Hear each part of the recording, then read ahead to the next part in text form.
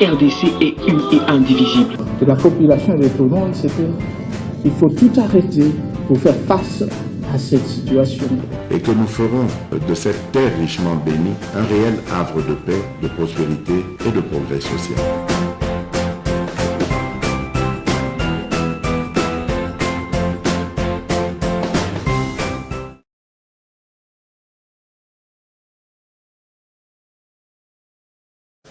Mbote na bino tupesi bino mbote to souhaiter bino mokolo malamu bisika bozolanda biso yo bozali landa biso partout bozali à travers le monde. Merci na confiance na fidélité bozo pesa MKBez officiel boza wana Kinshasa bozali kolanda biso na ngambo ya Brazzaville bozolanda biso na Angola, vous nous suivez même na Cap Vert, merci, même na Djibouti bozolanda biso bojana Égypte. Merci na Sénégal ya Sadio Mané ba Rimer ezalaki moi mingi balobi ke azu blessure à kobeta Coupe du Monde et les informations balobi ke c'est encore récupérable à ko kobeta Coupe du Monde ozo banda kala mingi te. Merci pena bande ko nyonso bozolanda biso même na Égypte ya Mohamed Salah na pesibino pe mbote. Mais vous avez des partout, même na Bako Alubuya. Vous suivez na Binedi Tout, na Bimbadi. Vous nous suivez na Benedjibel, na Ndondo Abouteji. Vous nous suivez na Aru. Vous nous suivez na Bouta. Vous nous suivez na Boma. Vous avez biso na Ruchuru Centre. Vous avez biso na Mambasa. Kuna ozokenda bangambo côté ba Dar Salam oleke. Vous nous suivez na Libenge. Vous nous suivez na Karawa bambogo yoyebi angote na Karawa. Vous nous suivez na Guadolite. Na pesi ba étudiant nyos ya Iningba Mbote. Université de Guadolite. Na Fandawana na Institut Molebe. Na kama pe na Molebe na Zalakawana. Na pesibino mbote nazalaki na Gemena na Gemena ISP Gemena nazalaka wana parce que moi me kololeka na beta moi na travaillé comme conseiller na ministère enseignement supérieur et universitaire. Je connais quelque chose na Gemena bien que pona kolongwa Gemena kokoma Guadolite wana vraiment comme pipi et pelio moto. Parce qu'il n'y a pas d'avion quand vous quittez Gemena ou quittez na Guadolite, il n'y a pas d'avion. Je ne sais pas si vous avez dit non, ligne est rentable, donc quitter de Gemena à Guadolite, il faut que vous moto soit tout motuka. Malchance nanga na zo moto, na koka ko kita na moto te. Nuketo ke mupanzi mukongo ke mupanzi. Po kitaka miso rouge. Na retour tozu mutuka o mutuka eza bien motoko tout bien po bozo to tabu selu moko boye ba villageois bazo waka matiti na nzela Erwana José Makila quand je faisais ce voyage José Makila qui parle aujourd'hui azaki ministre ya transport autuko longo gouverneur ya Geminawan mboko yo Congo. Elle kambwa ko kamwa uki na fandi boye na Zolanda André Kimbuta azolo makambo ya ba gestion ndenge tozabo bato basela ka Sonia Kimbuta ye moko za gouverneur carburant oyo babanda ki kotia na makambo ya mituka oyo ya oyo longolaka ba poubelle demandez-moi na ya salonga ba bisabino vérité ya moko ki un pays où bato babosa na katu national inga pesa bato leçon nanga zana muto algéram ba scandale ya kusakolola Kimbuta ministre na ya finance lelo azana boloko Guy Matondo Capo eza justice na biso ya virgule. Comment ko kanga ministre ya finance, hein? Bras droit ya André Kimbutu yango. Et il a dit si na miso batunyo so ke moro dama yeba 100 000 na yo alfa to ba sumbata ba parler ba nini. Bon, papa pesa no leçon na sena eza mboka na bino. Obo chaba théâtre ngana ko to suma ka na bino wana te. Mususu muto so ba théâtre ntambo mwamba. Atambola mukilana na mona capitale sala lokola Kinshasa te. Yo na ka président ya Sénat. Sénat gère les provinces. Au sala nini? Ochabal na sitozoya. Nana na makambo ya bunagana na silisana no makambo bobeti yao na goyela bino. Nana na makambo nanga bunagana na chabona ngole na soki pe bino te. Na nanga bunagana ezo tungisana na motema tori kipira na mabele tokozonga na biso na biso.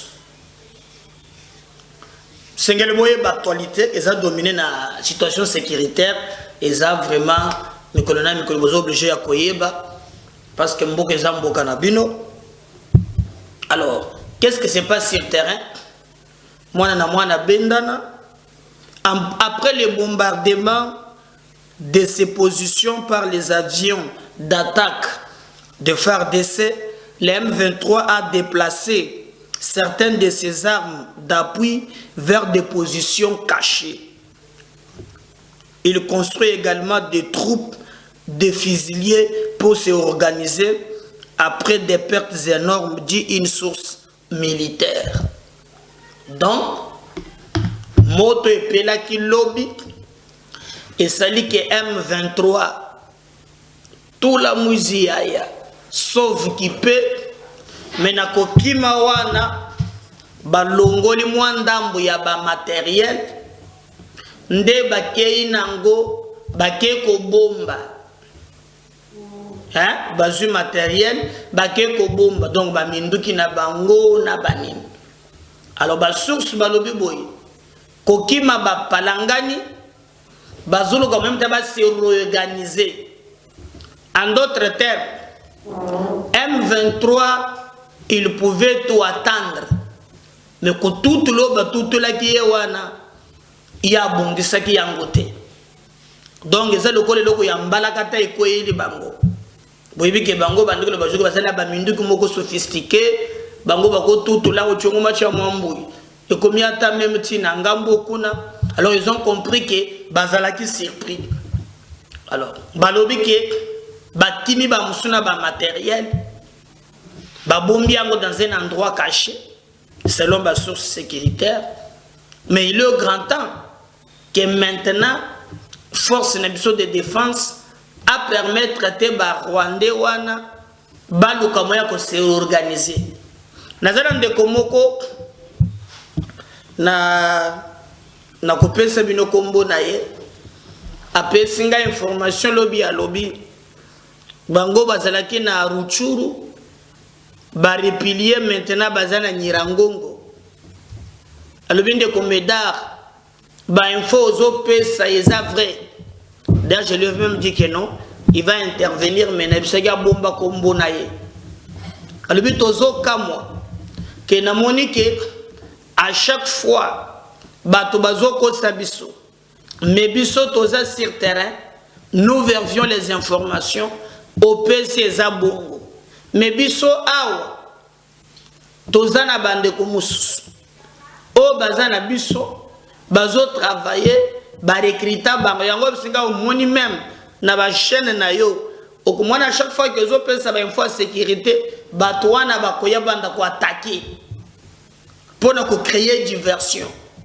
Bon ndeko nanga comment no pas citer ba attaquer te sont des Rwandais ne bi ba jeune bango nga to na kipaka bango te kuto contre ba musolo ko si so na moni kaka o ya za Rwandais na bloquer soit na supprimer.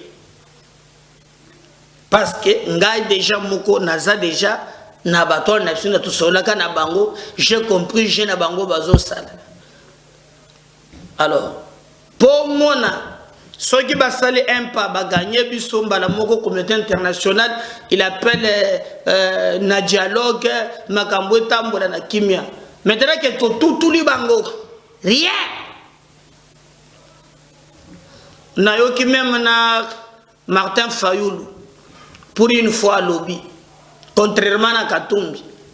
Katumbi a surtout na dialogue ya Luanda boyna boy azelaki d'abord faire d'essai basa l'exploit pour ya kobima loba au lieu même de se taire. Mais mone ka même Fayoulou a lobby makambo ya pouvoir ya banini bakozonge la sima mais makambo d'abord za sur place awa et c'est d'abord makambo ya ba zo simba nanu mabele tout le monde d'abord langage moko nan le reste ko ya après même ata boké tu mikolo ya zo pe misayete na zo comprendre te hein atinga meka ala kisaye ndako na bango papa hein quand yo ndako look at moyen tenemte soki mikolo ala mukeli na likamboni ala kiseka ndako na bango il paraît na mboka kona bien pensa vraiment hein mata la kisema ngoka ndaka hein oh papa na mama kutu mama ne ngo bachaka na photo bakokana na ye oh tota moto ma ya iko ya union nationale botika na biloko bozo salawan eza bien te alors bisoto moni vraiment bato ba se déployer bato ba bimi bato ba kebi pai na bipai et sengo na biso to mona makambo etambola convenablement to mona pe bato oyo bazali ko soutenir armée ba monana mais sinon notre armée ezali ko se comporter très bien sur terrain bao bazakona na pese une information M23 Rutshuru ba kimi ba keko se replier ba bombi ba matériel na bango bazozela baluka moyen ya ko se organiser ba ya lisusu pour être baluka nzela ya ko bimeli. Et moi je pense que notre armée a coupé sa bango occasion wanate pour être bango baluka moyen ya ko se organiser. Au contraire biso to sengi ke armée na biso a continuer na elawana a mema bango ti na suka mais aussi sengeli boye ba ke le nouveau chef d'état-major ya FARDC le général Christian Chiwewe est à Bujumbura avec ses homologues rwandais, ougandais, kenyans, tanzaniens et la MONUSCO. Il prend part à une réunion de l'AAC sur la crise sécuritaire dans l'est de la République démocratique du Congo. Bon, tu vois que kuna na yebite bisoto bande ku beta na terrain yewana ke kokota na chef d'état-major bazana Bujumbura hein kuna donc kuna bakotani na bakonzi armée oyo bazana Rwandais chef d'état-major ya Rwanda ya Uganda ya Kenya na ya Tanzanie boyoka kiao ke Uganda na Tanzanie ba mwa moto ezopele bazo kana pete mwana ya Uganda mwana ya Museveni alobi o bango bazana opération babandika na Uganda tata bakangi na Tanzanie babambi bango mukongo na se Tanzanie siliki et Kenya par Kenya basiliki scoper na ya yeko calmer ponanine il paraît que bazo kana le sous-souté ba Ugandais bazo mona intervention oyo ba Kenyan bazo linga baya nango awa et ko yoko déranger ba intérêt na bango et puis ba même ba matériel oyo ko permettre que ba éradiquer même ba groupe armé oyo ya ba Uganda ezalaka awa alors que bango ba kanisa keke tango bango ba koyeza makambo ya COP muyibi na muyibi abenda côté na ye mais on est ba Kenyan ba chelango lusambu ba kangi misu ba matériel ba moni non Kenya lo mwana ya Museveni attaquer bango et directement ba Kenyan ba répondre et na moni Museveni ye moko atie na se pour te makambo tambola ndenge longobani mais bazokotana na ngambo wana ba chef d'état-major wana donc na MONUSCO bon tu vois walingi MONUSCO mingi po bato mingi bazolo bake ce que c'est fait là MONUSCO y est pour quelque chose bon même que dernièrement batombaki mitoka na bango o balobi ke MONUSCO memaki soki ba rebelle soki ya solo soki ya lukuta amaki ba Rwandais wana na mitoka ne ba population tombaki yango moto mais lobby tu vois azana Bujumbura chef d'état-major na biso bakotana kina bazo bakama kambo sécurité na Congo donc ça n'exclut pas aussi les fronts diplomatiques hein. Pour moi le par exemple la Ukraine na Russie tout la moto après couleur diplomatique batiki yango donc nous pensons que non na terrain moto kuna soki bakonji makeno ba retirer makambo na bango donc problème atamoko exact mais toujours na cadre wana minduke yeka na STT le chef de la maison militaire du chef de l'État a officiellement remis à monsieur le commandant général de la police nationale un premier lot d'engins et matériel anti-émeute, 8 jeeps blindés et 5 véhicules jet d'eau et jeeps simples cabines, dont 4 pour OPES, Kwamount et 11 autres pour traquer le Kuluna à Kin. Donc je crois que la bino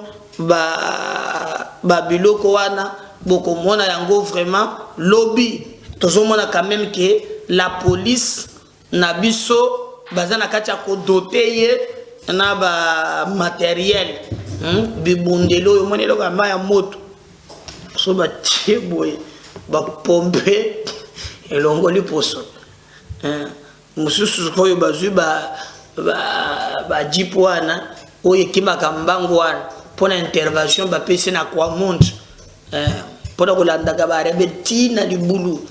Alors je crois que ça quelque chose aux permettre quand même que armée ils allaient quand même équipé et que ça la biso mo abi tout ça la kan armée mon côté au moins il était dit pour mo na monaki na commune Kinshasa ya intervention ils ont démarré drum akende boté de chauffement tikeli nasi bon dis-moi ta aux de kuluna na mutuka ya ndenge wana na ko démarrer ka kumeke de tuer de chauffement tikeli nasi blom so lo la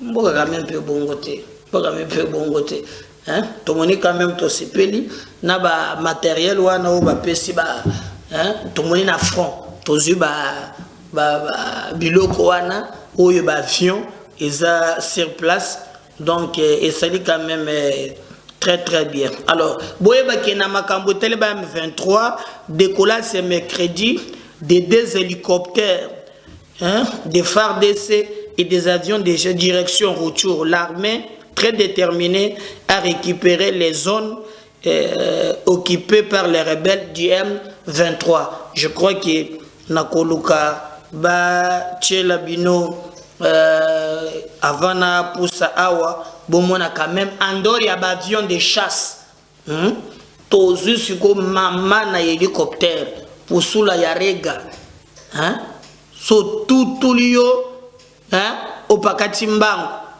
o ba Rwandais babandaki koko sabiso à part ba avion bino bomoni likolo wana oyo esali musala nango esilite ya maintenant des hélicoptères oyo pe ekiti sur terrain pe zo sala musala ndenge elongo bani et d'ailleurs na moni même et komi ko rassurer ba congolais Boutela par exemple avion vola ki mokolo na Goma avion za likolo mais congolais za na sa zo ganga ayi uzona ke batu balingi ngoka na bango yiba na yo ndenge bomese o toka na yo no mais tikala bango kongoka mobimba les congolais et loko les quand même na ba mindele à ce qui concerne notre identité les congolais ne négocient pas bazo négocier il y a pas de négociation à Tamukete.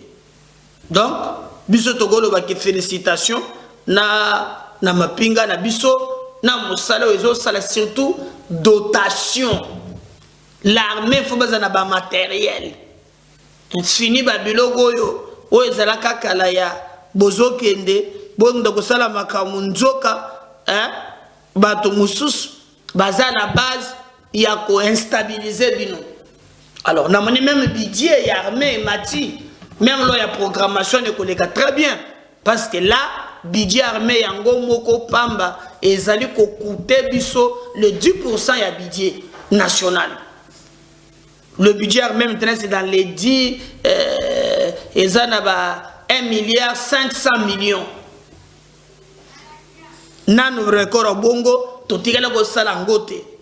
Et ça prouve maintenant que l'armée na biso azana kati ya kozwa ba matériel o ezo permettre bande konanga ke toza la debout pe toza la face na monguna. Sinon pas toko bunda ata bozana volonté ata bozali ko recruter mais si et seulement si bibundele o toko minango lelo o moni bato bazoko sabiso Rwanda zanango Rwanda zani lokote talaka ka avion moko pesi beye tepe neni on appelle moi bonjour kak bazui panique seria ba bonjour ekoya ebele ekoya ebele o biso vraiment tokolobaki tout le monde a vérité ndenge ezali koleka sur terrain. Donc tout ça là par tous les moyens pour te monguna à côté de la bisoté. Alors andor ya ba avion wana na terrain ezana ba avion musu ya sikape et koti wana eza ba hélicoptère ngana ko senga na ba rebelle bolongo na bino po oyo ba lebiso ke tutuli même ma belé balukaka sikoyo ko fana na ruturu ko ne michopo ebiba botika ma belé na biso bozonga na Rwanda bozonga na Uganda ezana centimètre ya ma belé na biso at na le bien atandam o biso to ko négocier kana ba Kagame wana jamais bolanda ke lobia wana féliciter citoyen mboso. Il y a ni mixage, ni brassage. Réalité. Si vous avez ça dans votre folie légendaire, l'Ongola yango ezate.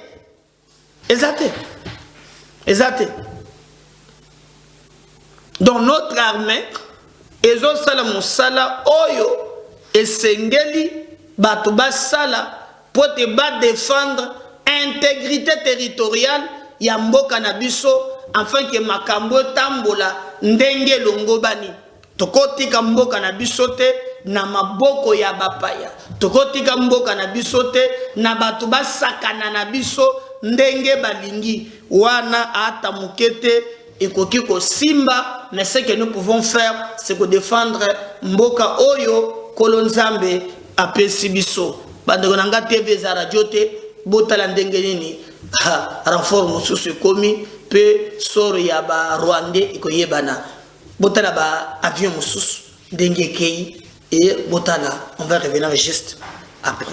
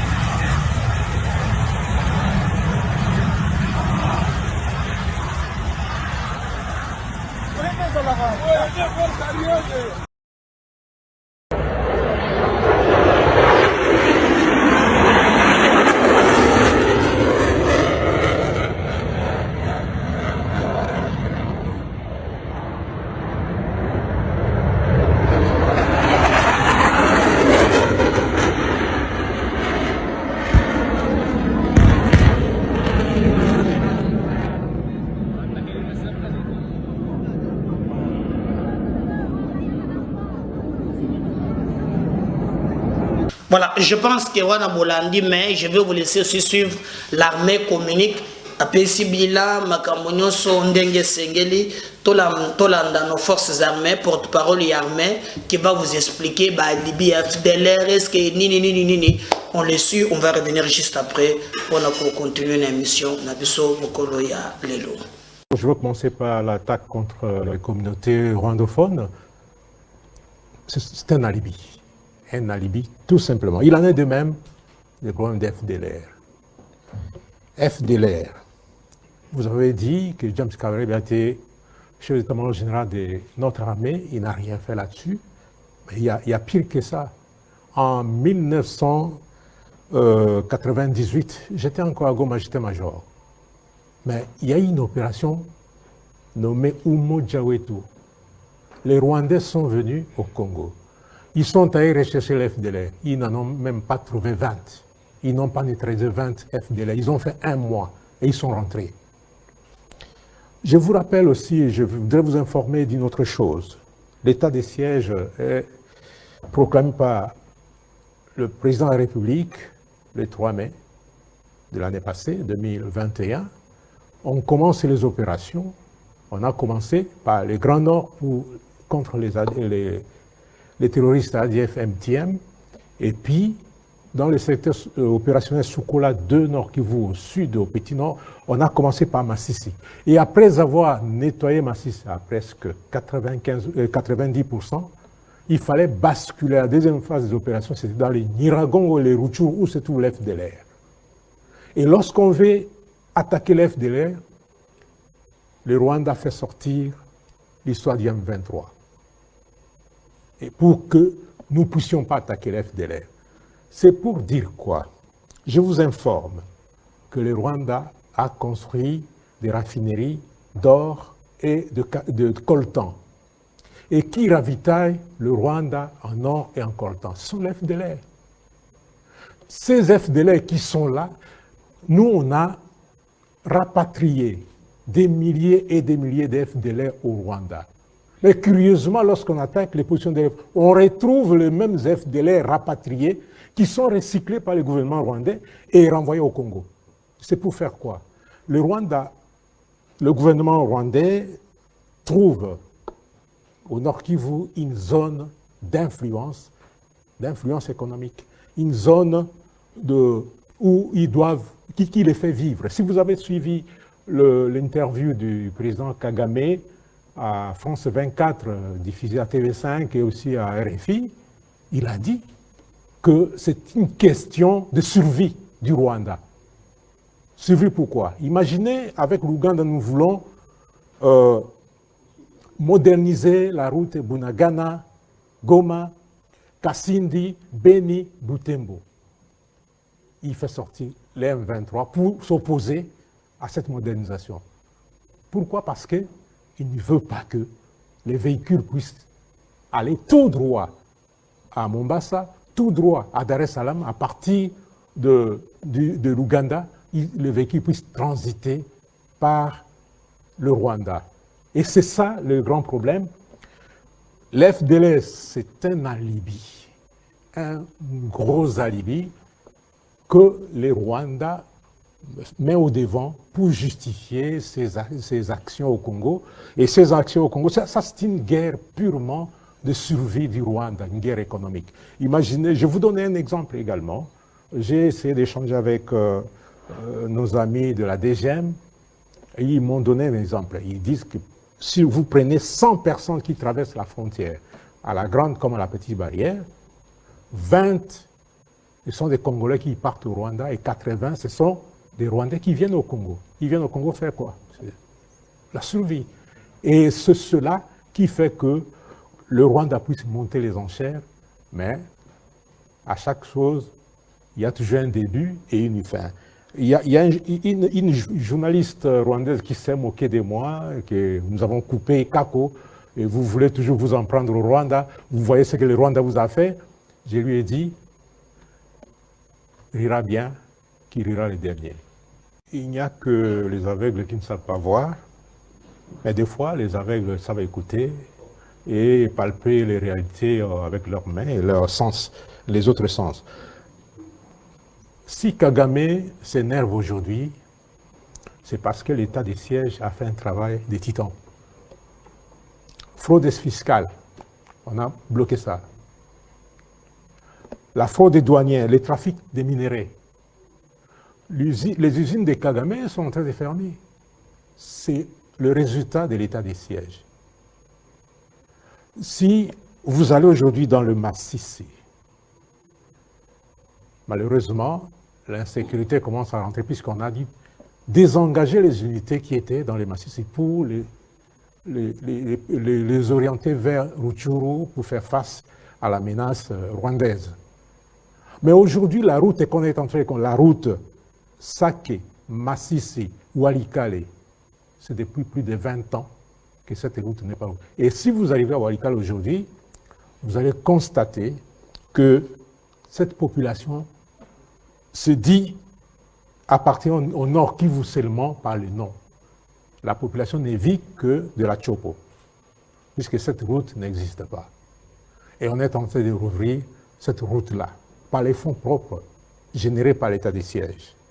L'état des sièges qui a doublé les recettes, puisqu'on a trouvé que le gouvernement provincial mobilisait 1 million de dollars par mois, 1 million de dollars par mois, mais nous, on est arrivé à doubler à 2 millions. Là où les gens disaient que mes électeurs ne payent pas cette taxe, nous, on a dit non, il faut payer les taxes. Un bon citoyen doit s'acquitter de ses obligations fiscales. Et aller, effectivement, à Goma, ça n'a pas commencé par l'état des sièges. Julien Paloukoua a entamé et son prédécesseur a continué. Et aujourd'hui, le lieutenant-général Ndima poursuit les travaux de réhabilitation. La route entre Butembo et Mangurejipa, qui continue aujourd'hui pour que les jours à venir, le gouvernement puisse prendre, le gouvernement national puisse prendre le relais pour que cette route, un raccourci pour aller à Kisangani, puisse aller sortir vers Bafouassende. Les travaux sont en cours. La route Eringeti-Kainama, 48 km fermée dans la circulation depuis plusieurs années. Mbao-Kamango et d'autres infrastructures, c'est l'état des sièges. Est-ce que les morts, on ne les a pas comptés avant l'état des sièges? Il y a eu des morts. Il n'y a pas eu de groupes armés. Combien de membres des groupes armés on a sortis pendant l'état des sièges? Du Massissi, de Beni, des milliers. C'est l'état des sièges qui a travaillé. Effectivement, puisque Kagame dit, si l'état des sièges marche, si tout est OK au Congo, alors lui, il va mourir de faim. Et il faut mettre de l'insécurité pour que quand l'insécurité s'installe dans le Nord Kivu, lui, il tire des bénéfices. Parce qu'on va faire passer les minéraux pour alimenter ces raffineries de coltan et de cassitérite. Voilà l'essentiel. Mais c'est pour la durée de la formation, il y a des spécialistes dans l'armée, chacun a son travail, et ils savent ce qu'ils font. Nous avons des instructeurs qui savent qu'en cas d'urgence, il faut telle durée, et en temps normal, il faut, pour la formation normale, c'est 9 mois en temps normal. Et en cas d'urgence, ils savent comment réduire cette formation tout en gardant l'essentiel. Et c'est ça le travail de l'armée. Malheureusement, en République démocratique du Congo, tout le monde est devenu spécialiste des questions militaires. On parle de Nyon Solo. Merci, force à vous, nos forces armées. N'oubliez pas de vous abonner et de partager ces liens. Si le Seigneur ne revenait pas, j'y reviens tout à l'heure. Bye.